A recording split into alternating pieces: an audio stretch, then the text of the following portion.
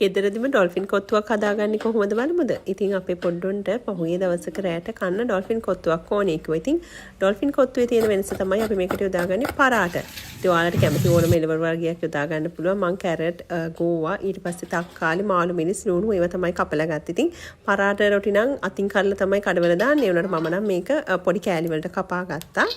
ඊට පස්සේ තෙල් රත් වෙන මේ වගේ තාච්චියකට දාලා මම බිත්තර තුනක් ඒකට මේ විදියට දාගත්තා. ඉතින් පරාත් රොටි නම් ඔයාලට ගෙදර හදා ගන්නත් පුළුවන්. නමුත් අද නම් මම පරාත් රොටි කලින් තමයි අරගත්තේ. ඉතින් මේ විදියට බිත්තර ටික දාලා ඒක පොඩ්ඩක් පොඩි කෑලි වලට කඩාගෙන ඊට පස්සේ ඔයාලට තියෙන එළවලු මේ විදියට ඔක්කොම ටික එකතු කරගන්න. ඉතින් පස්සේ අර එළවලු කෑලි හැපෙන්න වගේ අවශ්‍ය කෙනෙක් ඉන්නවා නම් එයාලා ඉතින් චුට්ටක් පස්සේ තෙලට ටිකක් දාන්න තියාගන්න වෙනම. මම ඉතින් අද ඩොල්ෆින් කොත්තු එකට එකතු කරන්න මේ විදියට අල කිරි හොද්දක් හදාගත්තා. තව චිකන් කරි එකක් හදාගත්තා. හැබැයි මේකේ චිකන් ටික නැහැ. මොකද චිකන් ටික අරගෙන ඔක්කොම පොඩි කෑලි වලට කඩලා මම පැත්තකින් තියාගෙන ඉන්නේ මේකට කවලම් කරන්න. ඉතින් තව මේකට දැන් ඔයාලට අවශ්‍ය විදියට මිරිස් කුඩු, ලුණු කුඩු, ගම්බිරිස් ඒ දේවල් ඔක්කොම එකතු කරගන්න. ලුණු ගොඩක් වැඩි කරගන්නත් එපා. මොකද අපි කරීස් එකතු කරනවානේ. ඒවට කොහොමද ලුණු දාලානේ තියෙන්නේ.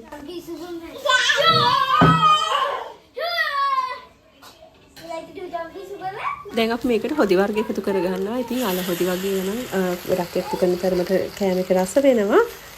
ඉතින් මේ විදිහට අල එකතු කරලා ඊට පස්සේ ඔයගොල්ලන්ට චිකන් තව මේකට අවශ්‍ය නම් ඉස්සෝ දැල්ලෝ සොසේජස් ඒ වුණ දෙයක් එකතු කරගන්න පුළුවන් ඔය කැමැත්ත අනුව. ඊට පස්සේ අපි මේකට චිකන් කරිත් එකතු කරගන්නවා හොඳට. ඉතින් කරීස් නම් හොඳට එකතු කරගන්න. එකතු කරගෙන මම අන්තිමට මේ විදිහට ෆ්‍රෙෂ් මිල්ක් ටිකකුත් එකතු කරගත්තා. එතකොට ඒකට හරි රසක් අමුතු රසක් එනවා. ඉතින් දැන් අපි ඩොල්ෆින් කත්තු එක හදලා ඉවරයි. අපි මේ විදිහට පිඟානකට දාගන්න. එතකොට මෙන්න මේ වගේ තමයි පේන්නේ.